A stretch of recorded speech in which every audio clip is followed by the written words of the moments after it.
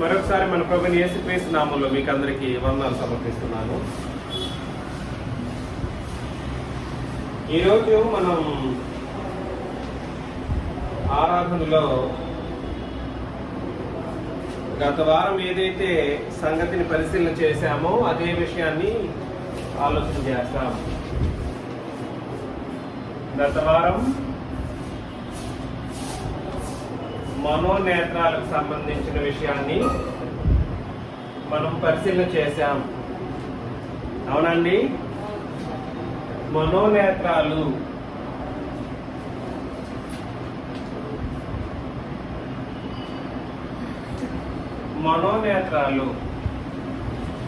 మరలా చెప్తున్నాను, మనోనేత్రాలు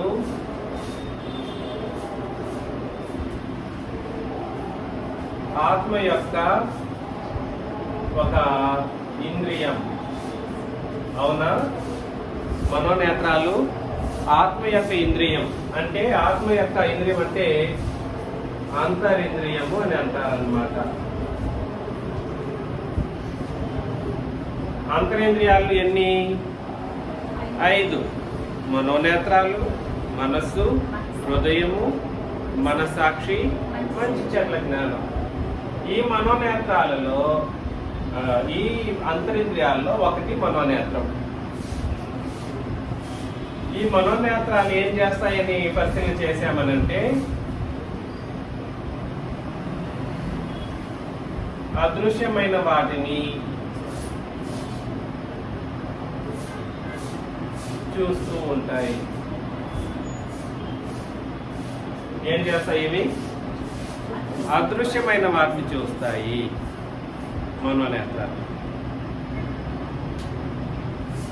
ఈ మనోనేత్రాలు పాపం చేయడం ద్వారా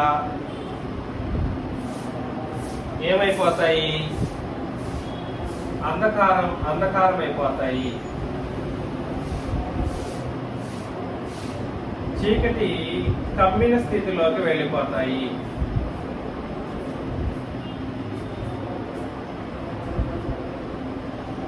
పాపం చేస్తే ఈ మనోనేత్రాలు చీకటి పడిపోతుంది, కనబడదు. ఈ మనోనేత్రాలు చీకటిలోకి దిగజారిపోతుంది. ఈ మనోనేత్రాలు మరలా చీకటి నుండి విడిపించబడాలంటే దానికి వెలుగు అవసరం. ఏం అవసరము? ఆ వెలుగు ఏమిటి? సువార్తనే ఆ వెలుగు. సువార్త అనే వెలుగు ఏ మనోనేత్రాలకైతే ప్రసరింపజేయబడుతుందో ఆ మనోనేత్రాలు వెలుగును పొందుకున్నట్లుగా. కాకపోతే ఈ సువార్త వెలుగుగా ఎప్పుడు అవుతుందనంటే, సువార్తను సరిగా విశ్వసించినప్పుడు వెలిగించబడుతుంది. విశ్వసించి బాప్తిస్మం తీసుకున్నప్పుడు వెలిగించబడుతుంది. ఈ సువార్తను విశ్వసించలేదనుకోండి, విశ్వసించలేదు, వీళ్ళని ఏమంటారు? అవిశ్వాసులు అని అంటారు. సువార్తను విశ్వసించిన వాళ్ళని ఏమంటారు? అవిశ్వాసులు. అవిశ్వాసుల మనోనేత్రాలు ఏం చేయబడతాయి? అపవాది అంటే గుడ్డితనాన్ని కలిగించేస్తాడనమాట. సో ఇది ముఖ్యమైనటువంటి సంగతులు ఇవి. అవి మనోనేత్రాలు అనేది ఆత్మ యొక్క ఒక ఇంద్రియం. అంటే అది అంతరింద్రియం. అది మనిషికి కంటికి కనబడేటువంటి ఒక ఇంద్రియం కాదు, ఒక అవయవం కాదు. ఇంద్రియం అన్నా అవయవం అన్నా ఒకటే. ఇది కనబడని అవయవం. మనోనేత్రాలు అనేవి కనబడని అవయవాలు. అవి అదృశ్యమైన వాటిని చూస్తాయి. ఈ మనోనేత్రాలు పాపం వలన అంధకారం అయిపోతాయి, చీకటి కమ్ముకుని పోతాయి. అయితే ఆ స్థితిలో ఉన్నటువంటి వాళ్ళకి వెలుగును ప్రసరింపజేసేటువంటి సువార్త ప్రకాశించబడినప్పుడు విశ్వసించిన వాళ్ళైతే వెలిగించబడతారు.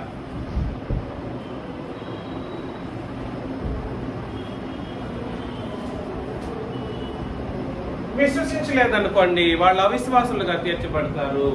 వాళ్ళు ఏం చేయబడతారు?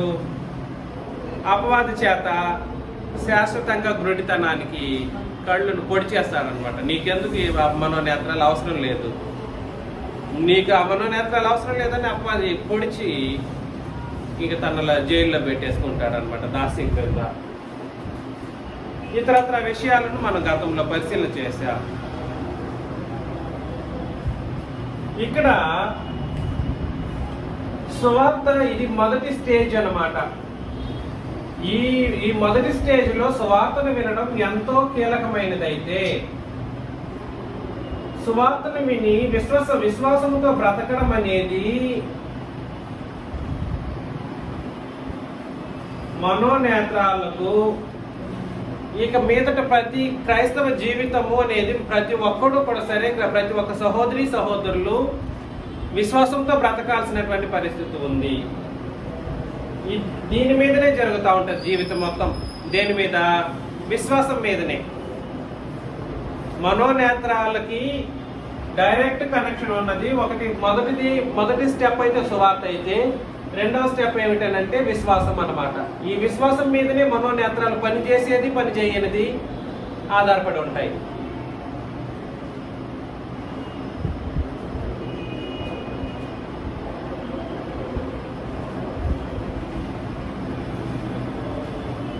అవినాభావ సంబంధం అన్నమాట. విశ్వాసము, మనోనేత్రాలు రెండు అవినాభావ సంబంధాన్ని కలిగి ఉంటాయి. బ్రతికినంత కాలం ఒకసారి మనోనేత్రాలు వెలిగించబడి సువార్తను విని విశ్వసించి బాప్తిస్మం తీసుకునేటువంటి ఒక మనుషులు వెలిగించబడితే, మనోనేత్రాలు వెలిగించబడితే వాళ్ళ విశ్వాసంతో ఇక జీవితాన్ని కొనసాగిస్తారు. వెలిగించబడలేదనుకోండి, అవి అట్లాంటి కళ్ళు మనోనేత్రాలు గుడ్డితనం కలుగు చేయబడి అపవాది చేత వీళ్ళు తీసుకెళ్ళిపోతారు.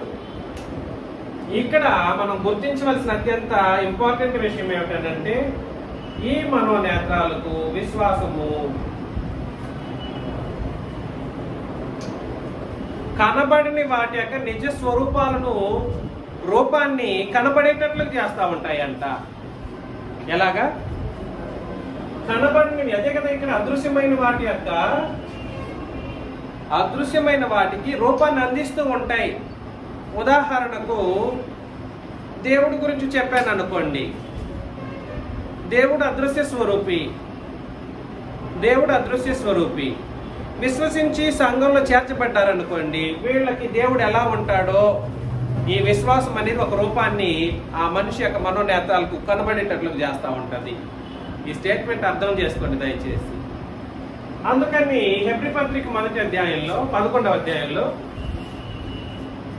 హెబ్రీ పత్రిక 11 మొదటి 3 వచనాలను చదివినప్పుడు విశ్వాసం అన్నది నిరీక్షించబడు వాటి యొక్క చూసారా?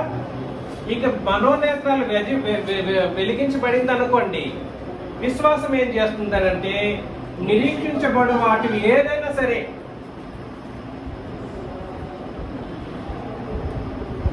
నిరీక్షించబడినవి ఏవో వాటికి నిజ రూపాన్ని కనబడేటట్లుగా, ఒక రూపాన్ని కనబడేటట్లుగా చేస్తుంది. ఏంటంట? విశ్వాసం. నిజస్వరూపమును అదృశ్యమైనవి చూసారా ఎంత బాగా చెప్పేశాడు? అదృశ్యమైనవి ఉన్నాయి అనడానికి రుజువుగా ఉంటుందంట. నిరీక్షించబడినవి అన్నా, అదృశ్యమైనవి అనన్నా, ఈ మానవ కంటికి కనబడినవి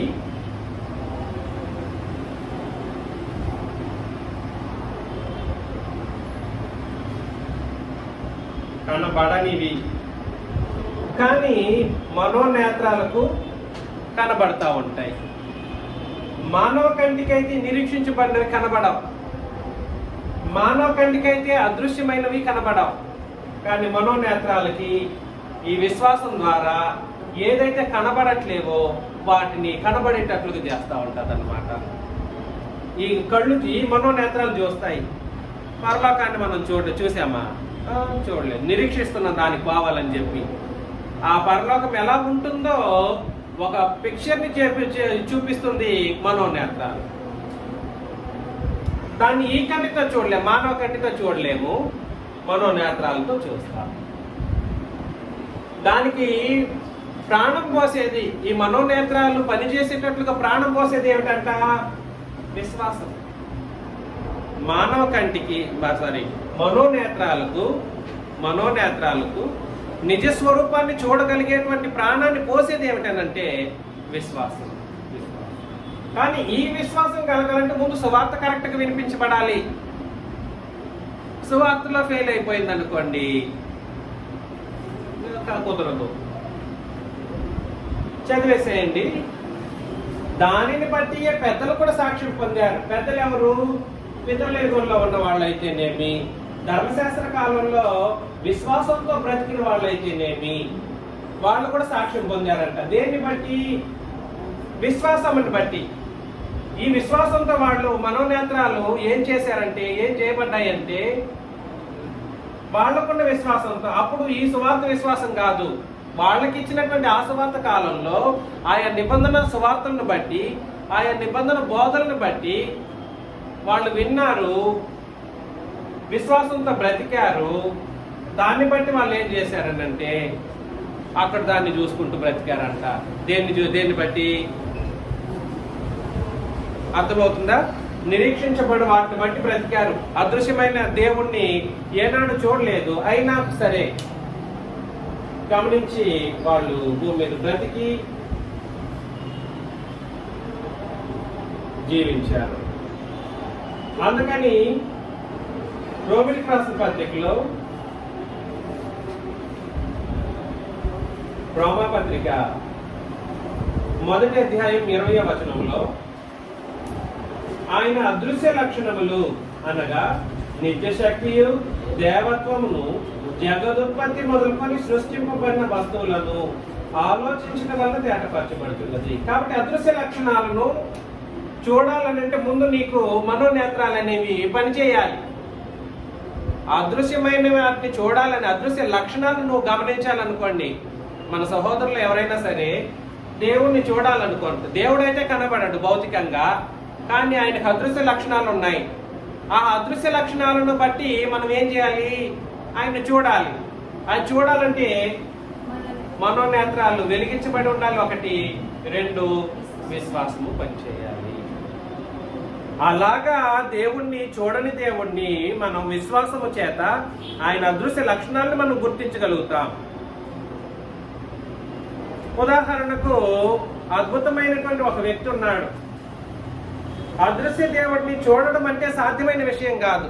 ఆయన వాస్తవానికి భౌతికంగా అదృశ్యమైన వాడు.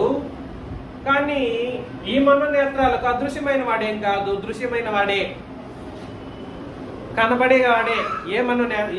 ఏ కంటికి? మనోనేత్రాలు అనేటువంటి కంటికి. పాత నిబంధనలో ఒక వ్యక్తి ఉన్నాడు, అద్భుతమైనటువంటి వ్యక్తి. ఆ పాత నిబంధన వ్యక్తి యొక్క చరిత్రను, పాత నిబంధనలు ఎంత చదివినా నీకు అర్థం కాదు. మళ్ళా చెబుతున్నా, పాత నిబంధనలో ఒక వ్యక్తి ఉన్నాడు. ఆ వ్యక్తి యొక్క చరిత్రను మనం పాత నిబంధనలు చదివినంత కాలం దేని కొరకు బ్రతికాడో చెప్పడం అక్కడ రాయబడలేదు. దాని యొక్క వాస్తవికతను ఎందుకొరకు ఆ వ్యక్తి బ్రతికాడు, ఎందుకొరకు ఆ కార్యక్రమాలు చేశాడో క్రొత్త నిబంధన బయలుపరిచేసింది. హెబ్రీ పత్రిక 11వ అధ్యాయంలో 24 నుండి 27 వచనాలను మనం చదివినప్పుడు, హెబ్రీ రాసిన పత్రిక 11వ అధ్యాయం 24 నుండి 27 వచనాలను మనం పరిశీలన చేస్తే మోషే పెద్దవాడైనప్పుడు విశ్వాసమును బట్టి ఐగుప్తు ధనము కంటే క్రీస్తు విషయమైన నింద గొప్ప భాగ్యమని ఎంచుకొని అల్పకాలము పాప భోగము అనుభవించుట కంటే దేవుని ప్రజలతో మేలని యోచించి ఆ యోచన అక్కడ రాయలేదు. అక్కడ ఏ యోచనను, అతని యొక్క ఇంటెన్షన్ ఏమిటి? జనాల్ని నడిపించమంటే నేను వద్దన్నాడు, అదే అన్నాడు, ఇది అన్నాడు. కానీ వాస్తవమైన విషయం ఏమిటంటే అక్కడ ఒక విధంగా రాస్తే ఇక్కడ వాస్తవికత బయట పెట్టాడు పరిశుద్ధాత్ముడు. అల్పకాలము పాప భోగము అనుభవించట కంటే దేవుని ప్రజలతో శ్రమ అనుభవించడం మేలని యోచించి పరో కుమార్తె యొక్క కుమారుడని అనిపించుకుంటకు ఒప్పుకొనలేదు. అట్లా అక్కడ ఉంటుందా? పాత నిబంధన చదివితే నువ్వు తల కింద పెట్టి కాలు పైకి లేకుండా ఈ మాట నువ్వు కనిపెట్టలేవు. అవునా? అక్కడ వెళ్ళి చదివామనుకోండి, ఇట్లా ఉంటుందా వచ్చిన భాగం? మోషే గురించి చదివేటప్పుడు ఏముండదు. పరే కుమార్తె యొక్క కుమారుడని అనిపించుకున్నటకు ఒప్పుకొనలేదు. ఏలనగా ప్రతిఫలముగా కలుగబోవు దృష్టి ఏ దృష్టి ఉంచాడో, ఆయన ఇంటెన్షన్ ఏమిటి? ఈ విషయం అక్కడ కనబడదు. ఏ విషయం? బహుమానం పరలోకం కోసం తాను బ్రతుకుతున్నాడు, దాని కొరకే క్రీస్తు విషయమైన నింద గొప్ప భాగ్యం ఎంచుకున్నాడు, దాని కొరకే ఇశ్రాయేలు జనాంగాన్ని ఫరో యొక్క కుమార్తె ఇశ్రాయేలు జనాంగాన్ని గాడ్గా చేసి, గాడ్ అంటే GIURD, గాడ్ అంటే కాపాడేటువంటి ఒక వ్యక్తిగా నిలబెట్టి కాపరిగా ఉంటూ నడిపించాడు. దాని కొరకే ఆయన దృష్టి దేని మీద ఉంచాడు. ఆ దాని కొరకు వచ్చినట్టు పాత నిబంధనలు నువ్వు చదివితే కనబడితే ఏం చదువుతా? అక్కడికి వెళ్ళి వాస్తవికత ఇక్కడ బయలు పెట్టాడు. ధర్మశాస్త్రం నిన్న కూడా చాలా సందర్భాల్లో వచనం చదివాము. ధర్మశాస్త్రం అనే దాన్ని ఎవరు ఇచ్చారని చదివాము? దేవదూతలు ఇచ్చారు. వాస్తవికమైన విషయం ఏమిటంటే అక్కడ ఇంకా తండ్రి దేవుడు మాట్లాడినట్టుగానో లేదా యేసు ప్రభువు మాట్లాడినట్టుగానో కనబడుతున్నట్లుగా మాట్లాడబడినట్లు కనబడుతూ ఉంటారు. కానీ అక్కడ మా సంగతి అది కాదు. దాన్ని ఇచ్చింది ఎవరంట? దేవదూతలు. సో వాస్తవికతలను బయట పెట్టి ధర్మశాస్త్రం యొక్క నిజాలను బయట పెట్టింది క్రొత్త నిబంధన. కాబట్టి దీన్ని బట్టి దాన్ని నువ్వు ఎవాల్యుయేట్ చేయాలి తప్ప, అంటే క్రొత్త నిబంధనను బట్టి పాత నిబంధనలోని సంగతులను నువ్వు ఎవాల్యుయేట్ చేసుకోవాలి అంతే తప్ప ఇక్కడిని చదివేసి ఒక వ్యక్తి గురించి చెప్పేశాడని చెప్పి టక అక్కడికి వెళ్ళిపోయేసి అక్కడ ఏదో ఉన్నట్టుగా అక్కడ ఏమీ లేదు వాస్తవానికి. నెక్స్ట్ వచనంలో అద్భుతంగా తెలియజేస్తాడు, చదవాలి. విశ్వాసమును బట్టి దృష్టి దేని మీద ఉంచాడు? ఈ మనోనేత్రాలు అనేవి దృష్టి దేని మీద ఉంచాడు?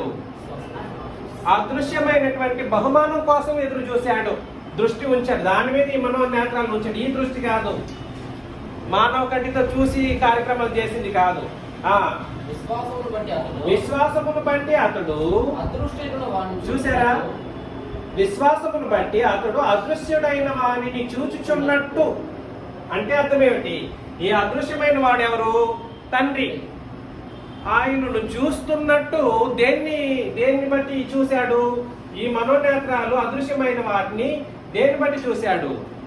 విశ్వాసమును బట్టి. కాబట్టి మనోనేత్రాలు వెలిగించబడినటువంటి వాళ్ళు దేనిని చూస్తూ ఉంటారంటే అదృశ్యమైనటువంటి వాటిని చూస్తూ ఉంటారు. దేన్ని చూస్తూ ఉంటారు? అదృశ్యమైన వాటిని. అది దేవుడే కావచ్చు, అది పరలోకమే కావచ్చు, అది ప్రభువైన క్రీస్తు యేసుకు సంబంధించిన దైవత్వపు విషయాలే కావచ్చు. వీటన్నిటికీ ప్రాణం పోసేది ఏమిటి? విశ్వాసం. నీ మనోనేత్రాలను పని చేయగలిగించేది ఏమిటి? విశ్వాసం. నువ్వు చూడలేని దానిని సహితం చూసేటట్లుగా ఒక రూపాన్ని, నిజ స్వరూపాన్ని తెలియజేసేది ఏమిటి? విశ్వాసం. వాస్తవికత ఇది. కాబట్టి అదృశ్యమైన వాడిని చూచుచున్నట్టు స్థిరబుద్ధి గలవాడై రాజాగ్రహములకు భయపడక ఐగుప్తును విడిచిపోయిను అని అంటాడు అనమాట. వాస్తవానికి రాజాగ్రహానికి అతను భయపడ్డా? ఎస్, భయపడ్డాడు. అక్కడ చూస్తే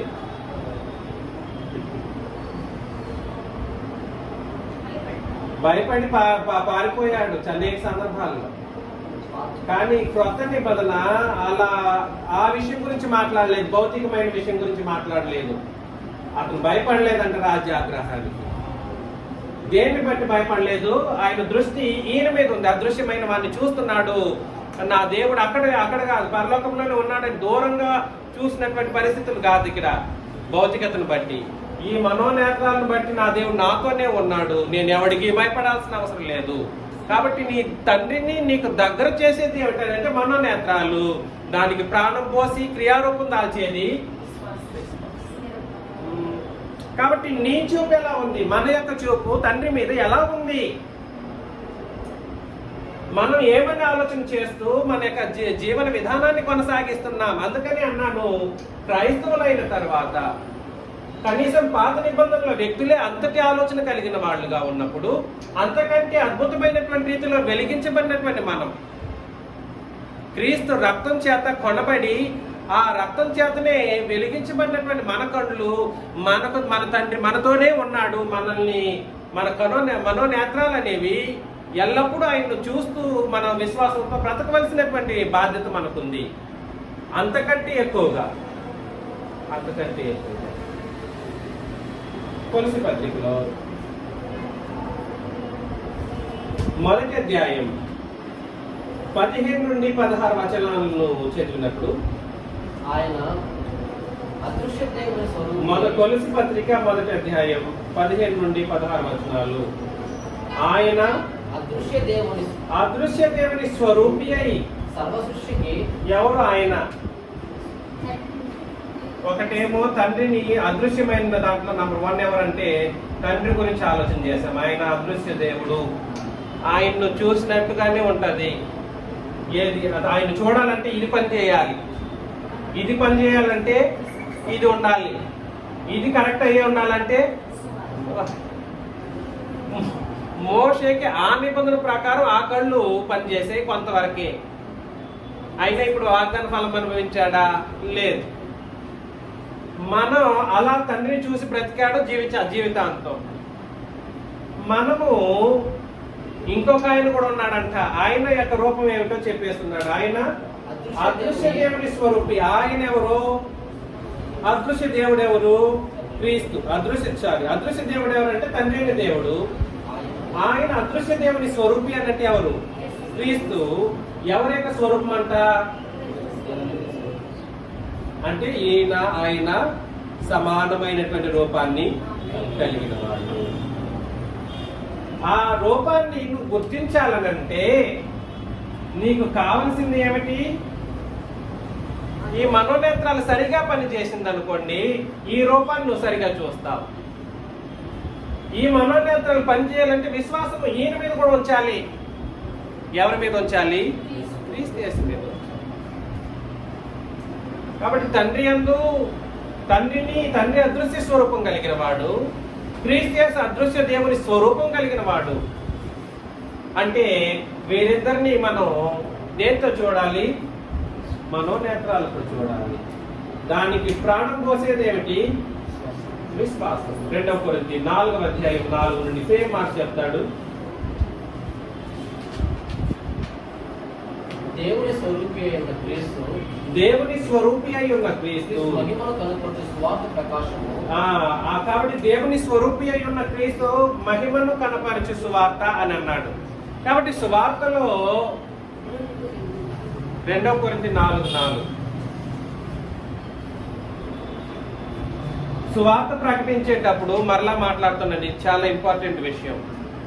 క్రీస్తును ఏమని ఆలోచన చేయాలి? సువార్త ప్రకటించేటప్పుడు తండ్రికి సమానుడు అనే ఒక కాన్సెప్ట్ తెలియకుండా సువార్త అనేది ప్రకటించడానికి అవకాశం లేదు. ఈజ్ ఈక్వల్ టు కాదు, ట్రిపుల్ ఈక్వల్ టు. దీన్ని 3 ఇది అంటారు. ఈ ట్రిపుల్ ఈక్వల్ టు అంటే ఇది సమానత్వాన్ని సూచిస్తుంది, కానీ 2 ఒకటే అన్నట్లు కాదు. తండ్రి ఈజ్ ఈక్వల్ టు పెడితే ఈయన ఒకటే అన్నట్లు అవుతుంది. కానీ ఇది ట్రిపుల్ ఈక్వల్ టు పెట్టామనుకోండి, ట్రిపుల్ లైన్స్ పెట్టామనుకోండి, అది సమానత్వాన్ని సూచిస్తుంది. ఏమైనా ఐడియా ఉందా? సర్వసమానం, కరెక్ట్. సో మ్యాథమెటిక్స్ పర్లేదు. దేవుని స్వరూపి అయి ఉన్న క్రీస్తు మహిమను కనపరచు సువార్త. కనపరిచేది ఈ సువార్తలో క్రీస్తు యొక్క మహిమ అనేది ఏం చేయబడాలి? కనపరచబడాలి సువార్తలో. ఏమిటి ఆ క్రీస్తు యొక్క మహిమ అంటే దేవుని స్వరూపమే, అంటే సమానం. దీన్ని కనపరిచేటువంటిది ఏమిటంటే సువార్త. కాబట్టి సువార్తను సరిగా అర్థం చేసుకున్నప్పుడు క్రీస్తు తండ్రి సమాన స్థితిలో ఉన్నారు, సమానమైనటువంటి మహిమను కలిగి ఉన్నారు, సమాన స్వరూపాన్ని కలిగి ఉన్నారు. ఎవరెవరు? తండ్రి, క్రీస్తు. ఇది క్రొత్త నిబంధన ప్రకారం అయితేనే ఈ రూల్ సెట్ అవుతుంది. పాత నిబంధనకి మధ్య మార్కులోకి యోహాను సువార్తలకు వెళ్తే ఈ రూల్ సెట్ కాదు. అర్థమవుతుందా? మధ్య మార్కులోకి యోహాను సువార్తలకు వెళ్ళారనుకోండి, యేసు ప్రభు చెప్పిన మాటలను చూస్తే ఈయనే గొప్పగా ఉన్నట్టు అనిపిస్తూ ఉంటుంది. ఎవరు? తండ్రి. అంతకు ముందున్నటువంటి పితరుల యుగంలో ఉన్నటువంటి సంగతులను బట్టి చూస్తే ఈయనే గొప్పగా ఉన్నట్టు అనిపిస్తూ ఉంటుంది. కానీ అది కాదు. ఈ సువార్తలో మన క్రొత్త నిబంధన సువార్త చేసి చెబుతూ ఉన్నప్పుడు ఈ క్రీస్తు తండ్రి దాదాపు కాదు, ఈ క్రీస్తు తండ్రి సమాన రూపాన్ని కలిగి ఉన్నారు. దేవుని స్వరూపమే ఎవరు? యేసుక్రీస్తు. దేవుని స్వరూపం ఎవరు? యేసుక్రీస్తు. ఆ స్వరూపాన్ని నువ్వు చూడగలిగేటట్లు ఉండాలని అంటే మాత్రం ఈ నేత్రాలు పనిచేయాలి, మనోనేత్రాలు. ఈ నేత్రాలు పనిచేయకపోతే నీ విశ్వాసం మొత్తం వ్యర్థమైపోతుంది. అందుకని చెప్పేశాడు, ప్రకాశము వారికి ప్రకాశింపకుండా నిమిత్తము ఈ యుగ సంబంధమైన దేవత అవిశ్వాసులైన వారి మనోనేత్రాలకు పొడి చేస్తాడనమాట కళ్ళు. ఎవరెవరైతే నేడు క్రీస్తును తక్కువగా చులకనగా ఆయన నరుడని, ఆయన ఇప్పుడే పుట్టాడు, అప్పటి నుండే మా మధ్య నుండే పుట్టాడని చెప్పేవాళ్ళు, ఇతరత్ర వ్యక్తులందరూ కూడా సరే అప్పటి నుండే కుమారుడు, యేసు ప్రభు మరణించినప్పటి నుండే కుమారుడు అంట తిరిగి ఆ మాట కూడా చెప్పారు. ఎవరు? యేసుక్రీస్తు మరణించినప్పటి నుండే దేవుని కుమారుడు అంట, అందుకు దేవుని కుమారుడుగా లేరంట. అలాగే లేనిపోని మాటలు చెప్పి సమానత్వాన్ని తృణీకరించినటువంటి వాళ్ళు ఎవరైతే ఉన్నారో వాళ్ళ యొక్క మనోనేత్రాలు ఏం చేయబడతాయి? అపవాది చేత, ఈ యుగ సంబంధమైన దేవత చేత పొడిచివేయబడి గ్రుడితనం కలుగజేసిన వాళ్ళగా ఎంచబడతారు. అర్థమవుతుంది కదండి? అందుకని 4వ వచనంలో అంధకారంలో నుండి వెలుగు ప్రకాశించును గాక అని పలికిన దేవుడే తన మహిమను కూర్చిన జ్ఞానాన్ని క్రీస్తు యేసునందు లేదా యేసు క్రీస్తునందు వెల్లడిపరచుటకు మా హృదయంలో ప్రకాశించను. కాబట్టి అపోస్తుల హృదయాల్లో ప్రకాశించను. కాబట్టి ఈ మనోనేత్రాలు అనేవి తండ్రిని చూసినప్పుడు ఆయన దృశ్య రూపాన్ని గమనించగలరు, చూడగలరు. ఎలాగా? దీంతో పాత నిబంధనలో ఒక వ్యక్తి చూశాడు. ఎలా చూశాడు? ఈ విశ్వాసమును బట్టి, ఈ మనోనేత్రాలతో చూశాడు. ఆ నిబంధన పరిమితులను బట్టి చూశాడు. అది కూడా కనపరిచింది. మనకిచ్చిన నిబంధన బట్టి ఈయన సమానత్వ స్థితిని మనం అర్థం చేసుకోవాలంటే మనోనేత్రాలు నీకు పని చేస్తే నీకు అర్థమవుతుంది. ఈ మనోనేత్రాలు పనిచేయాలంటే ఈయన ఎందుకు ఉంచవలసిన విశ్వాసానికి చెప్పే సువార్త ఏదైతే ఉందో అది నీకు కరెక్ట్ గా ప్రకటించబడాలి. లేదనంటే నీ కళ్ళు. అందుకని అపోస్తులు ఏం చెప్పారంటే, ఇక్కడేమో మా హృదయంలో ప్రకాశించును అని అన్నాడుగా. మా హృదయములు అంటే ఎవరి హృదయాల్లో? అపోస్తుల హృదయాల్లో. కాబట్టి అపోస్తుల హృదయాలు కూడా, అపోస్తుల యొక్క మనోనేత్రాలు కూడా సరే వెలిగించబడ్డాయి అన్నమాట. అపోస్తుల మనసులు కూడా, మా మనోనేత్రాలు కూడా వెలిగించబడ్డాయి.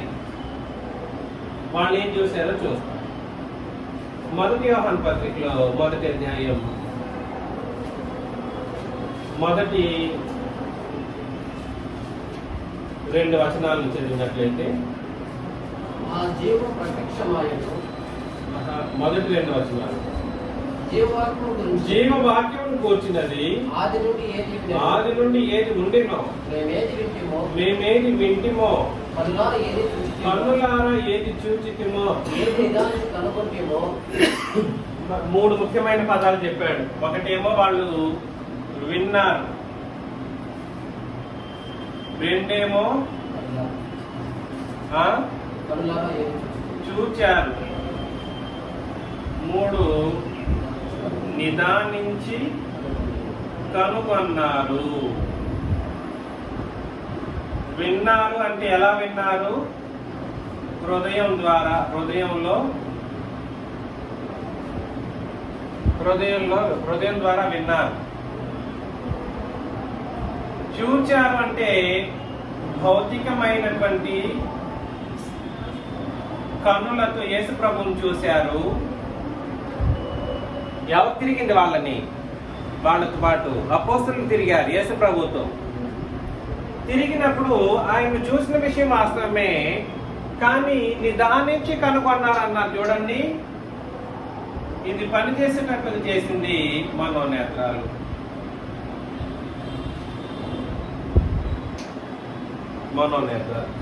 నిదానించి కనుగొంటిమి. చదువుతారా? అపోస్తలులు భూమి మీద బ్రతికినప్పుడు, యేసు ప్రభువుతో పాటు బ్రతికినప్పుడు, ఆయన చూసినప్పుడు ఇతరత్ర వ్యక్తులందరూ ఈయన దేవుని కుమారుడనో ఇంకేదేదో చెప్పుకున్నారు. శరీరంగా వచ్చాడు, ఏంటి తను దేవుడితో సమానంగా చెప్పుకుంటున్నాడు, ఈయన్ని చంపేసేయాలి అన్నట్లుగా మాట్లాడారు. అపోస్తలులు ఆ కోణంలో, ఆ దృష్టిలో చూడలేదు, భౌతిక దృష్టిలో చూడలేదు. వీళ్ళు భౌతిక దృష్టిలో చూసినప్పుడు ఆయన యందు ఒకటి నిదానించి కనుగొన్నారంట. అయ్యో, ఇది జీవం కదా. ఏది జీవము? ఏ కంటితో చూశారు జీవం అని కనిపెట్టారు? మనోనేత్రాలు అనే కంటితో యేసు ప్రభువుని చూసినప్పుడు ఆ జీవమే ప్రత్యక్షమైంది కదా మన కంటి ఎదురుగా. అబ్బా, రెండవ వచనం చదివేసేయండి. ఆ జీవం ప్రత్యక్షమాయెను. చూసారా? వాళ్ళు చూసింది యేసు ప్రభువుని చూసినప్పుడు ఏమో శరీర రూపాన్ని బట్టి చూడలేదు, తెల్లగా ఉన్నాడు, లావుగా ఉన్నాడు, ముక్కు ఇలా ఉంది, వెంట్రుకలు ఇంత పొడవుగా పెట్టుకున్నాడు లేదు అనేది ఇవన్నీ వాళ్ళు చూడలేదు. వాళ్ళు చూసినప్పుడు ఎలా చూశారంట?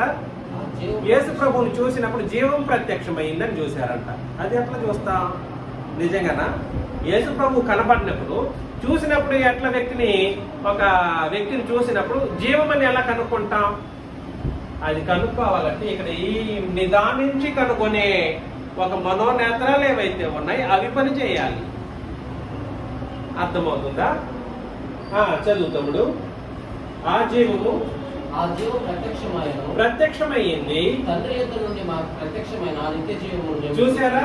తండ్రి యొద్ద నుండి మాకు ప్రత్యక్షమైనటువంటి ఆ నిత్య జీవము గురించి సాక్ష్యం ఇచ్చుచు దానిని మీకు తెలియపరుస్తున్నాం. యేసు ప్రభువుని చూసినప్పుడు నిత్య జీవాన్ని చూశారంట. దేన్ని? నిత్య జీవం అంటే ఏదది? యేసు ప్రభువుని చూసినప్పుడు జీవము చూశారు. అది ఏమిటది? నిత్య జీవము. జీవమన్నా నిత్య జీవమన్నా, జీవం అనేది అక్షయమైనది. జీవం అనేది ఎటువంటిది? అక్షయమైనది. అది దానికి మరొక పేరు ఏమిటంటే నిత్య జీవం అని కూడా చెప్పవచ్చు. సో యేసు ప్రభువుని వాళ్ళు చూసినప్పుడు పరలోకమే భూమి మీదకి వచ్చేసింది, ప్రత్యక్షమైంది అన్నట్లుగా చూశారు అపోస్తలులు. మన దృష్టి ఎలా ఉంది? యేసు ప్రభువుని ఆ దృష్టితో చూడగలిగేటువంటి పరిస్థితులు ఉండాలి మనకు. ఏ రూపంలో?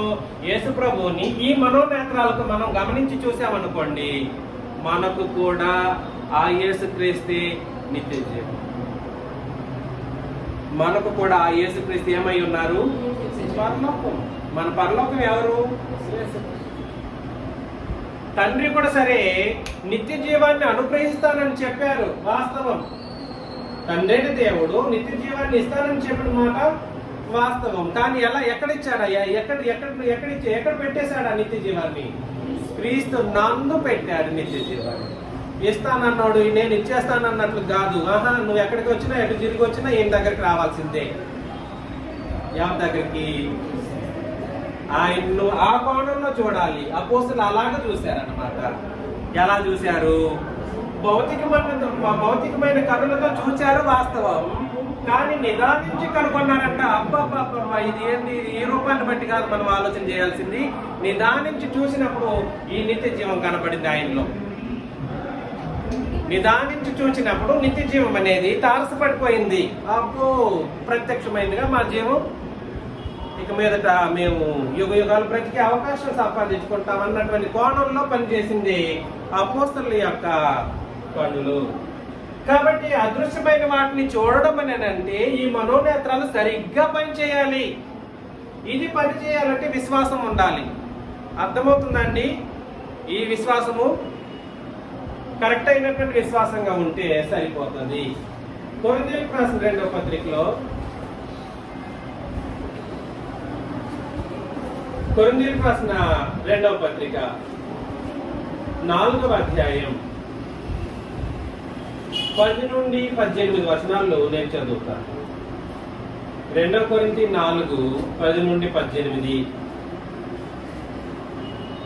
యేసు యొక్క జీవము మా శరీరమందు ప్రత్యక్షపరచబడటకై యేసు యొక్క మరణానుభవమును మా శరీరమందు ఎల్లప్పుడూ వహించుకొని పోవచ్చున్నాం.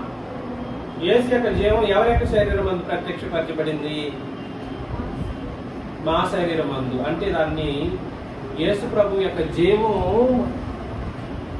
అపోస్తలుల యొక్క శరీరంలో అంటే అంతగా దేవుని యొక్క బోధను శరీరంలో వాళ్ళు ఎత్తి చూపించారు. క్రియారూపం దాల్చి ఈ శరీరంలో ఆయన జీవం ఉంటది అనేటట్లుగా వాళ్ళ శరీరాన్ని మార్చుకున్నారనమాట. అట్లాగా మార్చుకొని ఏం చేశారంటే యేసు యొక్క జీవం కూడా మా మధ్య శరీరం నందు ప్రత్యక్షపరచబడినట్లు, అంటే క్రియారూపం దాల్చారు శరీరంలో. యేసు యొక్క జీవము క్రియారూపం దాల్చడం అంటే సువార్తను ప్రకటించడం, బోధన తెలియచేయటం, బోధను ప్రాక్టీస్ చేస్తూ మనుషులను ఆకట్టుకోవడం, ఇలా వాళ్ళు చేశారు. కావున మాలో మరణమును మీలో జీవమును కార్యసాధకమవుతున్నది. 13. కృప ఎక్కువ మంది ద్వారా ప్రబలి దేవుని మహిమ నిమిత్తం కృతజ్ఞతాస్తుతులు విస్తరింప చేయలాగా సమస్తమైనవి మీ కొరకై ఉన్నవి కాగా విశ్వసించింది గనుక మాట్లాడుతున్నది వ్రాయబడిన ప్రకారం అట్టి విశ్వాసంతో కూడిన ఆత్మ గలవారమై ప్రభువుని యేసును లేపిన వాడు యేసుతో మమ్మను కూడా లేపి మీతో కూడా తన ఎదుట నిలువబెట్టునని ఎరిగి మేము విశ్వసించుచున్నాం గనుక మాట్లాడుతున్నాం. కాబట్టి వీళ్ళ విశ్వాసము క్రీస్తు యేసు యొక్క మరణం మీదనే ఆధారపడి ఉంది. దేని మీద ఆధారపడి ఉంది? ఆయన యొక్క మరణ సమాధి పునరుత్థానం మీదనే ఆధారపడి ఉంది.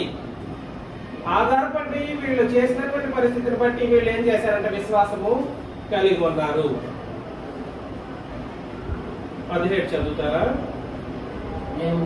మేము దృశ్యమైన వాటిని చూడక. చూసారా? దేన్ని చూడట్లేదు వాళ్ళు? దృశ్యమైనవి ఏమి? ఏంటి? కొన్ని లిస్ట్ అవుట్ చెప్పండి చూద్దాం. సూర్య చంద్ర నక్షత్రాలు, ఇల్లు, వాకిలి, డబ్బులు, బంగారాలు, ఆస్తులు, ఐశ్వర్యాలు, ఇవన్నీ దృశ్యమైనవి.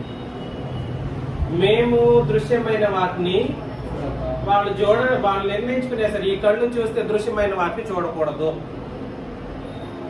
మరి చూడాలి అదృశ్యమైన వాటినే. వీళ్ళు ఎలాగే నిదానించి ఈ మాటను మనం ముందు చదివాం. అపోస్తలులు దేన్ని చూసేవాళ్ళంటే అదృశ్యమైన వాటిని ఎలా చూస్తారు? నిదానించి చూశారు. ఇంతకు ముందు కూడా ఆ మాట మనం చదివామా? ఏవి నిదానించి కనుగొంటేమో ఇక్కడ రాశాను, చూసారా? ఏది నిదానించి కనుగొంటారు. జీవాన్ని ఎలా కనుక్కున్నారు వాళ్ళు? నిదానించి కనుగొంటారు. నిదానించి కనుగొనడం అంటే అర్థం ఏమిటంటే మనోనేత్రాలతో చూడడము. నిదానించి కనుగొనడం అంటే అర్థం ఏమిటి? మనోనేత్రాలతో చూడడం. కాబట్టి దృశ్యమైన వాటిని చూడక అదృశ్యమైన వాటిని నిదానించి చూచుచున్నా. అదృశ్యమైనవి తండ్రి దేవుడు అదృశ్యమైన వాడు, క్రీస్తు అదృశ్యమైన వాడు, జీవము అదృశ్యమైనది, నిత్య జీవము అదృశ్యమైనది. దాన్ని చూసినప్పుడు అంత దాన్ని వీళ్ళు ఎలా చేశారంటే ప్రాక్టీస్ లో పెట్టేసుకున్నారు. మేము చూస్తే దేన్ని చూడము? దృశ్యమైన వాటిని కాకుండా అదృశ్యమైన వాటిని నిదానించి చూస్తున్నాము గనుక క్షణమాత్రముందు చులకని శ్రమ మా కొరకు అంతకంతకు ఎక్కువగా నిత్యమైన మహిమ భారమును కలుగు చేయుచున్నవి. ఎందుకంటే దృశ్యమైనవి అనిత్యములు, అదృశ్యమైనవి నిత్యములు. కాబట్టి అదృశ్యమైనవి నిత్యమైన వాటి మీద దృష్టి సారించాలనంటే నిత్యమైన వాటి మీద. నాలుగవది, ఇది కూడా ఒకటే కానీ జస్ట్ పదాలు రాస్తున్నాను. నిత్యమైన వాటి మీద కన్ను పెట్టగలిగేటువంటిది దేన్ని బట్టి? మనోనేత్రాలను బట్టి. ఇది దేన్ని బట్టి సాధ్యమవుతుంది? విశ్వసించుచున్నాము గనుక మాట్లాడుచున్నాము. కాబట్టి వీళ్ళ యొక్క చూపు ఎప్పటికైనా కూడా సరే దేని మీద మాత్రమే ఉంది? ఏం చూపు అది? ఈ భౌతికమైన చూపా? కాదు, నిత్యమైన దాని మీద వాళ్ళ ఆలోచన. మోషే కూడా వ్యక్తుల పేర్లు రాసుకుంటూ వస్తాం. మొదటి వ్యక్తి ఎవరిని గురించి ఆలోచన చేశామంటే మోషే తన నిబంధనను బట్టి అలా చూశాడు. 2, సిలువకు మునుపు అపోస్తులు యేసు ప్రభువుని చూశారంట. చూసినప్పుడు వాళ్ళు కూడా ఎలా రాశారు? వాళ్ళు కూడా ఏమని రాశారు? నిత్య జీవము మాకు ప్రత్యక్షమైంది అని రాశారు. సిలువ తర్వాత వాళ్ళు చూస్తే ఇక మీదట ఏం చూడకూడదని నిర్ణయించుకున్నారు. అనిత్యమైన వాటిని కాదు, నిత్యమైన దాన్ని చూడాలి అని నిర్ణయించుకున్నారు. కాబట్టి అపోస్తలులు ఫిబ్రవరి పత్రికలో 11వ అధ్యాయం, ఫిబ్రవరి పత్రిక 11,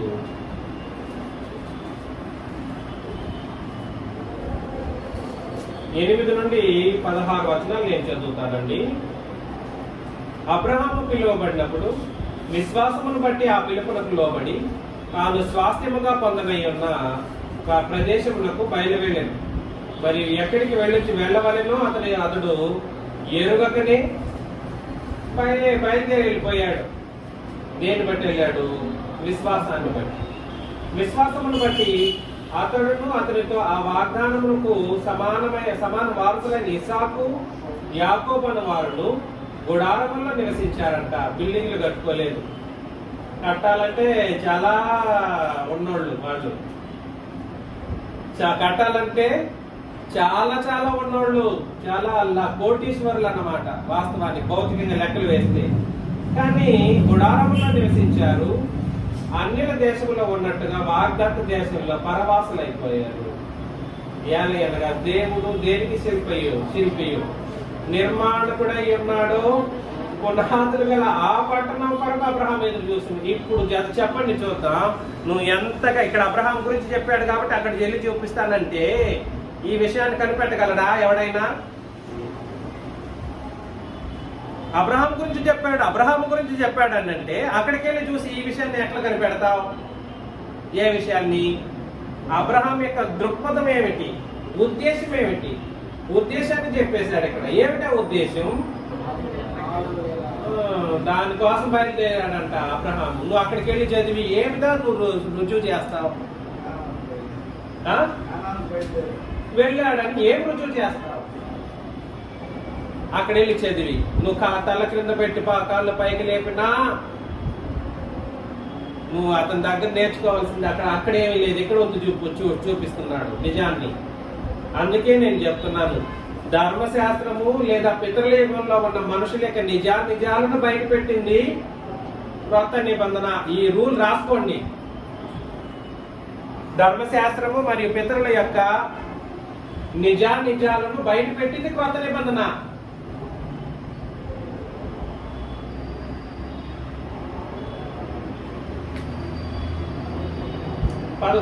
విశ్వాసమును బట్టి శారాయు వాగ్దానం చేసిన వాడు నమ్మదగిన వాడని ఎంచుకొనెను కనుక తాను వయసు గతించినదైనను గర్భము ధరించుటకు శక్తి పొందెను. అందుచేత మృతతుల్యుడైన ఆ ఒకటి నుండి సంఖ్యకు ఆకాశ నక్షత్రముల వలెను సముద్ర తీరమందలి లెక్కింప శక్యము కాని ఇసుక వలెను సంతానం కలిగెను. వీరందరూ అండర్లైన్ చేసుకోవాలి. 13 మీరందరూ ఎవరు? వీళ్ళందరూ అబ్రహాము, ఆ తర్వాత ఇస్సాకు, యాకోబు, శారా, వీళ్ళ గురించి మాట్లాడుతూ వీరందరూ అంతకు పైబడి చెప్పబడినటువంటి మనుషులు ఏబేలు హనోకు వీళ్ళందరూ కూడా సరే, వీరందరూ ఆ వాగ్దానముల ఫలము అనుభవింపకపోయినను, వాళ్ళు అనుభవించారా? లేదు. అనుభవింపకపోయినను దూరం నుండి చూచి వందనము చేసి, చూసారా ఏం చేశారంట? దూరం నుండే చూశారంట. అబ్బా నా కోసం అది ఉందా? దేని దూరం నుండి చూశారు? వాగ్దాన ఫలం అనే పరలోకాన్ని ఎలా చూశారు? దూరం నుండే చూశారు. దూరంగానే మెయింటైన్ చేయబడతారు. ఇప్పటికి కూడా దూరంగా ఉన్నారు వాళ్ళు. వెళ్ళవలసింది మనం, వాళ్ళు ఇంకా దూరం చూసి అందరి ద్రాక్షలు ఎదురు చూస్తూ కూర్చుంటున్నారు. వాళ్ళు విశ్రాంతిలో ఉన్నారు. ఎంతటి గొప్ప భాగ్యమో మనకి. వాళ్ళైతే కనిపెట్టేశారు. ఇదేంటి బట్టి కనిపెట్టి దూరం నుండి చూసి అని అంటే అర్థం ఏమిటంటే మనోనేత్రాలతో దూరం నుండి చూసి ఇంకనూ దూరంగానే పెట్టబడింది. ఇంకా అనుభవించలేదు వాళ్ళు వాగ్దాన ఫలం. అది అనుభవించేంత వరకు దూరంగా నుండి నిలబడి చూసుకుంటూ ఫలాన్ని చూసుకుంటూ నిలబడాల్సిందే. సైలెంట్ గా చూసుకొని నిలబడాల్సిందే. ఎప్పుడు సరే నాకు ఉందిగా చాలు, ఎంతసేపు అయినా వెయిట్ చేస్తానని పరదేశంలో కూర్చొని వెయిట్ చేస్తా ఉన్నారు. అది ఉందిగా, మాకైతే ఉంది, వాగ్దాన ఫలం ఉంది కాబట్టి చాలు ఇంతవరకు నాకు. మేము మా మా క్రీస్తుకి సమానమైనటువంటి మనుషులు ఎంతమంది అయితే రాబోతారో వాళ్ళు ప్రవేశించిన తర్వాత మేము వస్తాం అని దూరము నుండి చూచి వందనము చేసి తాము భూమి మీద పరదేశులమును యాత్రికులమై ఉన్నామని ఒప్పుకొని విశ్వాసం గలవారై, చూసారా, మృతి మందిరి. ఈలాగు చెప్పువారు తమ స్వదేశమును వెదుకుచున్నారని విశదపరచుచున్నారు కారా? కాబట్టి మీ ఆలోచన, మన యొక్క ఆలోచన ఎలా ఉండాలి? వాగ్దాన పుత్రులు మనం. దానికి డైరెక్ట్ వాగ్దాన పుత్రులు ఎవరు? క్రొత్త నిబంధనలో ఉన్నవాళ్ళు. నీ దృక్పథం ఎలా ఉంది? నీ మనోనేత్రాలు ఎలా చూస్తున్నాయి పరలోకాన్ని? చాలా తీవ్రంగా పనిచేయాలి మనం, చాలా తీవ్రంగా ఆలోచన చేయాలి. దూరంగా నిలబెట్టిన వాళ్ళే దాన్ని చూసి ఇంక చాలే మాకని చూసుకుని ఎదురు చూస్తూ బ్రతుకుతూ ఉంటే మన పరిస్థితి ఏంటి? నిబంధనలకు రాని వాళ్ళు దాన్ని ఇంకా ఎక్కువ ఆలోచన చేయాలి. కొత్త నిబంధనలోనికి రాలేదు. అందుకని 16లో 15 వారు ఏ దేశము నుండి వచ్చిరో ఆ దేశమును జ్ఞాపకమందు ఉంచుకున్న ఎడల మరలా వెళ్ళుటకు వారికి వీలు కలిగి ఉండు. అయితే వారు మరీ శ్రేష్టమైన దేశమును అనగా పరలోక సంబంధమైన దేశమును కోరుచున్నారు, ఇంకా కోరుతూనే ఉన్నారు. అందుచేత తాను వారి దేవుడిని అనిపించుకుంటూ దేవుడు వారిని గురించి సిగ్గుపడు. ఏలైనగా ఆయన వారి కొరకు ఒక పట్టణం సిద్ధపరిచే ఉన్నాడు. ఇంకా రెడీ ఇవ్వలేదు, సిద్ధంగా అయితే ఉంది. ఇవ్వడానికి అయితే ఆక్యుపెన్సీ కోసం, ఆక్యుపై చేసుకోవడం కోసం మాత్రం it will take some time. ఎంతకాలం పడుతుంది? మనం అందులో ప్రవేశించే అంతకాలం వాళ్ళు వెయిట్ చేయాలి. సిద్ధపరిచే ఉన్నాడు, వాళ్ళు ఇంకా పొందుకోలేరు. టెన్సెస్ కూడా మనకు అర్థం కావాలి. వాళ్ళు వాగ్దాన ఫలము అనుభవింపకపోయినను దూరం నుండి దాన్ని చూశారు. దేంతో చూశారు? దేని వలన దాన్ని కలిగి ఉన్నారు? విశ్వాసమును బట్టి. విశ్వాసం చూసారా? మనోనేత్రాలు ఎంత పని చేయాలో మన జీవితాల్లో, ఎంత పని చేయాలో దానికి ప్రాణం పోసేది ఏమిటో తెలియాలి. అర్థమవుతుంది కదండి ఈ విషయాలు. హెబ్రీ పత్రికలో 10వ అధ్యాయం 7లో కూడా సరే, హెబ్రీ పత్రిక 10వ అధ్యాయం 7, అప్పుడు నేను క్షమించండి 11:7. విశ్వాసమును బట్టి నోవహు అది వరకు చూడని సంగతులను గూర్చి దేవుని చేత హెచ్చరింపబడి భయభక్తులు గలవాడై తన ఇంటి వారి కొరకు, రక్షణ కొరకు ఒక ఓడను సిద్ధం చేసుకొనెను. అందువలన అతడు లోకం మీద నేరస్థాపన చేసి విశ్వాసమును బట్టి కలుగు నీతికి వారసుడాయెను. నోవహు గురించి చెప్పాడు. ఇలాగ అక్కడ ఉంటుందా? పాత నిబంధనలో చదివితే ఉండదు. ఇంకా నిజాన్ని చెప్పేస్తాడు. చదువుతా మొదటి పేతురు 3వ అధ్యాయం 20లో 3వ అధ్యాయం 20. వాస్తవానికి చెప్పిన వ్యక్తి నోవ కాదంట. ఆ నిజం కూడా బయట పెట్టేస్తాను నేను. వాస్తవానికి చెప్పిన వ్యక్తి ఎవరు? చదివేసేటప్పుడు దేవుని దీర్ఘశాంతము ఇంకా కనిపెట్టుచుండినప్పుడు పూర్వము నోవహు దినములలో ఓడ సిద్ధపరచుచుండగా అవిధేయులైన వారి యొద్దకు అపవాది చెరలో ఉన్న ఆత్మల యొద్దకు. అక్కడ అది రాయాలి. అపవాది చెర అంటే తిరిగి ఎక్కడికి వెళ్ళిపోతున్నారంటే మనుషులు నరకం అనే చెరలోకి యేసు ప్రభు వెళ్ళారంట. తిరిగి ఏదో చెప్తారు. ఎక్కడా లేని ముడి వేస్తారండి. అక్కడికి వెళ్ళి యేసు ప్రభు మరణించిన తర్వాత వెళ్ళి బోధించారని ఏదేదో చెప్పుకుంటూ వచ్చారు. చదివేసే తమ్ముడు. ఆత్మల యొద్దకు ఆయన ఆత్మరూపిగానే వెళ్ళి ఆయన ఎవరు? నోవహేమో ఒక పక్క వాడ కడతా ఉన్నాడు. చెబుతున్న వ్యక్తి ఏమో ఆయన అంటే యేసు ప్రభు ఆత్మరూపిగా వెళ్ళి చెప్పాడంట. ఆ ఓడలో విన్న వాళ్ళు ఎవరు? నోవహు విన్న వాళ్ళు ఎవరు? వాళ్ళ ఫ్యామిలీ మెంబర్స్. ఓడలో కొందరు అనగా 8 మంది నీటి ద్వారా రక్షణ పొందిరి అని అన్నాడు అనమాట. ఇది దేని ప్రకారం జరిగిందంటే విశ్వాసమును బట్టి. మళ్ళా 11:7లో ఎబ్రీ పత్రిక 11:7లో విశ్వాసమును బట్టి నోవహు అది వరకు చూడని సంగతులను గూర్చి దేవుని చేత హెచ్చరింపబడి. చూసారా? అది వరకు చూడలేదు. ఏం జరగబోతుంది? జలప్రళయం జరగబోతుంది. జలప్రళయం అనేటువంటి ఒక కాన్సెప్టే తెలియని లోకం అప్పుడున్న లోకం. ఎప్పుడున్న లోకం? నోవహు బ్రతికిన లోకం. జలప్రళయం అంటే ఏమిటో తెలియదు. నోవహు ఈ విధంగా జలప్రళయాన్ని నేను రప్పించిపోతాను, నువ్వు ఓడగట్టు అన్నాడు. అంతే. ఇంకా విశ్వాసం ఉంచేశాడు, కట్టాడు. అది వరకు చూశాడు, జలప్రళయాన్ని చూడలేదు. దేన్ని బట్టి జరగబోతుందని చూశాడు అని అంటే మనోనేత్రాలు బాగా పనిచేశాయి. ఎవరికి? నోవహుకి మనోనేత్రాలు. దీనికి ప్రాణం పోసింది ఏమిటి? అర్థమవుతుందా? వాస్తవికతలు బయట పెట్టింది కొత్త నిబంధన. ఎన్నిసార్లు చెప్తాను. ఈ విషయాన్ని కనిపెట్టమని చెప్పండి. అక్కడ యేసు ప్రభు వీళ్ళు చెప్పినట్లుగా నువ్వు ఎంత చదువు నోవ చరిత్ర, నువ్వు ఏమి చదువు అక్కడ వెళ్ళి కనిపెట్టలేవు. ఇక్కడ అన్ని ఇక్కడ రాసి పెట్టిన తర్వాత అక్కడేమి నువ్వేం చదువుతావు? ఏమని బోధ చేస్తావు? నీకు ఏమి తెలియాలనో పాత నిబంధనల విషయాలు అది అపోస్తులు తెలియజేసి పెట్టేస్తారు. ఏం తెలియాలనో వాళ్ళ గురించి ఏ విషయాలు తెలియాలో దాన్ని తెలుసుకొని ఆయన ముందుకు ఇక్కడ పెట్టిన తర్వాత ఇక్కడ నుంచి తిరిగి అక్కడికి వెళ్ళి ఇంకేదో తెలుసుకోవాలని చేసే ప్రయత్నం పరిశుద్ధాత్మను ధిక్కరించి చేసే ప్రయత్నమే. అర్థమవుతుంది నేను చెప్తున్న విషయాలు. కాబట్టి నోవహు ఎలాంటి పరిస్థితిని కలిగి ఉన్నాడని అంటే అది వరకు చూడండి సంగతులను మనోనేత్రాలతో చూసి విశ్వసించి విశ్వాసమును బట్టి కార్యం చేశాడు. కాబట్టి తప్పించుకున్నాడు. దేంట్లో నుండి తప్పించుకున్నాడు? జలప్రళయం నుండి తప్పించుకున్నాడు. కొరింథీయులకు రాసిన మొదటి పత్రికలో 9వ అధ్యాయం 24 నుండి 27 వచనాలు చివరిగా మనం పరిశీలన చేసి ముగించుకుందాం.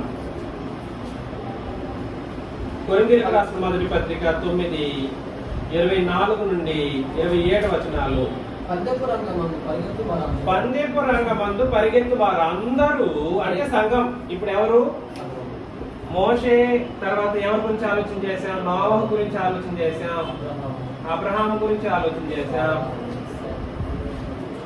అబ్రహాము సంతానం, అప్పుడున్న సంతానం సారమ్మ, అదే ఇసాకు యాకోబు. తర్వాత సంఘం.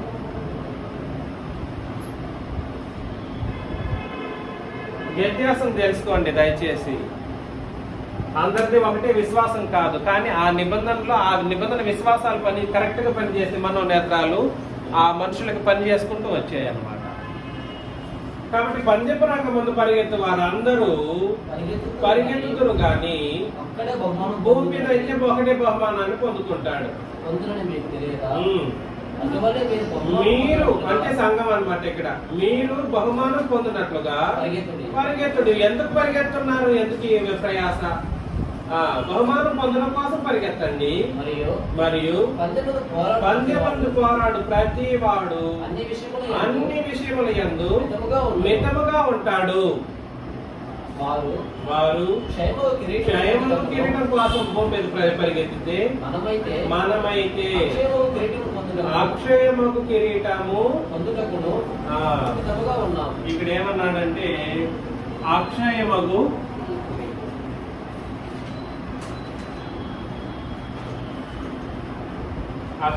కిరీటము. కాబట్టి నేను గురి చూడని వాడి వల్లే పరిగెత్తువాడును కాదు. చూసారా ఇక్కడ ఒక మాట చెప్పాడు ఏంటి? గురి చూడని వాడి వల్లే పరిగెత్తువాడును. ఏది గురి? అక్షయమగు కిరీటం అనేది గురి. దీన్ని చూడకుండా నేను పరిగెత్తట్లేదు అంటున్నాడు. దీన్ని ఎలా చూశాడు పౌలు గారు? నేను గుట్టిగా పరిగెత్తట్లేదు, గాలిని కొట్టినట్టు. నెక్స్ట్ వచనంలో గాలిని కొట్టినట్టు నేను పోట్లాడట్లేదు. పోట్లాట కూడా చేస్తా ఉన్నాను. గాలి కొట్టినట్లు కాదు నేను పోట్లాడడం చేస్తున్నది. గురి చూడకుండా గొడ్డిగా పరిగెత్తట్లేదు. ఆ గుడ్డితనం ఏమి గుడ్డితనం అంటే మనోనేత్రాలు గుడ్డితనం గురించి మాట్లాడుతాను. నేను గొడ్డిగా కాదు, గాలికి పోట్లాడినట్టు పోట్లాడట్లేదు. నా గురి అక్షయమైన కిరీటం. ఆ కిరీటాన్ని నువ్వు గురి చూసుకుంటూ పరిగెత్తాల్సినటువంటి పరిస్థితి. గురి చూడాలంటే ఇది పని చేయాలి. గుడ్డిగా పరిగెత్తుకుంటూ పోతే ఎక్కడికి వెళ్ళిపోతారు? వెళ్ళాల్సిన చోటు కాకుండా ఇంకేదో చోటుకి వెళ్ళిపోతారా? ఇంకో ఏదో చోటు ఏమిటంటే నరకం అన్నమాట. కాబట్టి నేను గురి చూడని వాడిని వల్ల పరిగెత్తు వాడు నేను కాను. నా కళ్ళు బాగానే పనిచేస్తున్నాయి, మనోనేత్రాలు నాకు బాగా పనిచేస్తున్నాయి. నా గురి అది. ఎంతమంది మీరు కూడా రండి, సంఘంలో ఎంతమంది చేర్చబడండి, మీరందరూ కూడా బహుమానం పొందుకుంటారని హెచ్చరిక చేస్తున్నాడు. గుడ్డిగా పరిగెత్తుతూ ఏదో గాలికి పరిగెత్తినట్టు పరిగెత్తకూడదు. గాలికి కొట్టినట్లు నేను పోట్లాడట్లేదు. కానీ ఒకవేళ ఇతరులకు ప్రకటించిన తర్వాత నేనే భ్రష్టునైపోదునేమో అని నా శరీరమును నలగగొట్టుకొని దాన్ని లోపరుచుకుంటున్నాను. శరీరాన్ని నలగొట్టుకోవాలి. ఈ శరీరాన్ని నలగొట్టుకోవడం అనే ఒక కార్యక్రమం ఈ మనోనేత్రాలు బాగా పనిచేసింది అనుకోండి, ఆటోమేటిక్ గా మన శరీరం కూడా సరే ఏముందిలే, ఏంటి కష్టం ఈ శరీరానికి, ఉంటే ఉంటది అన్నటువంటి ఒక స్థిర హృదయం అనేది ఏర్పాటైపోతుంది. కాబట్టి మనం ఏం ఆలోచన చేశామని అంటే మనోనేత్రాలు అనేవి సరిగ్గా పనిచేయాలి. ఈ మనోనేత్రాలు సరిగ్గా పనిచేయటానికి ప్రాణం పోసేది విశ్వాసం. ఈ విశ్వాసము ఆయా నిబంధన కాలాలలో ఆయా నిబంధన విశ్వాసాలు ఉన్నాయి. పితరుల యుగంలో ఒక విశ్వాసము, ధర్మశాస్త్ర యుగంలో ఒక విశ్వాసము, క్రొత్త నిబంధన యుగంలో ఒక విశ్వాసం. ఈ విశ్వాసం ఏదైతే ఉందో ఆ విశ్వాసాలు, ఆ నిబంధన కాలపు విశ్వాసాలు ఆయా మనుషులను, ఆ నిబంధన కాలంలో ఉన్న మనుషులను ఏం చేసాయంటే ఈ అదృశ్యమైనటువంటి వాటిని చూసేటట్లుగా నడిపిస్తూ వచ్చాయి. ఆ విశ్వాసాలు, ఆ నిబంధన కాలాల్లో ఆ విశ్వాసాలు ఆ మనుషులని ఏం చేసుకుంటూ వచ్చాయి? అదృశ్యమైన వాటిని నిదానించి చూసేటట్లుగా పని చేసుకుంటూ వచ్చాయి. అందులో ఎగ్జాంపుల్స్ చూసాం. మోషే అలాగే చూశాడంట.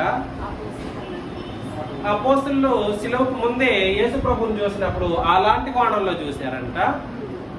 నోహు అలాగే చూశాడంట.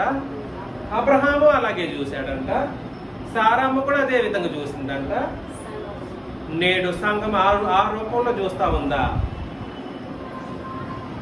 సంఘము ఆ రూపంలో చూస్తా ఉందా? అసలు ఇది ఫెయిల్ అయితే సంఘం కూడా సంఘం కాదన్న విషయం లోకానికి తెలియకపోవడం కారణాన మేము దాన్ని చూస్తున్నామని బోధలు మహా బోధలు చేసుకుంటూ తిరుగుతున్నారు నేడు ప్రపంచంలో మనుషులు. సువార్త అంటే ఏమిటో తెలియకుండా విశ్వాసం అంటే ఏమిటో గుర్తించకుండా బోధలు జరుగుతూ ఉండడం బాధాకరమైనటువంటి ఒక పరిస్థితి. కాబట్టి మనం అందరం కూడా సరే మన మనోనేత్రాలు వెలిగించబడిన కారణాన్ని బట్టి, వెలిగించబడకపోతే బాప్తిస్మంలో వెలిగించబడి సంఘంలో చేర్చబడి ఆ వెలిగించబడినటువంటి మనోనేత్రాలతో విశ్వాసంతో బ్రతుకుతూ ఈ అదృశ్యమైన వాటిని చూసుకుంటూ గ్రుడ్డిగా కాకుండా,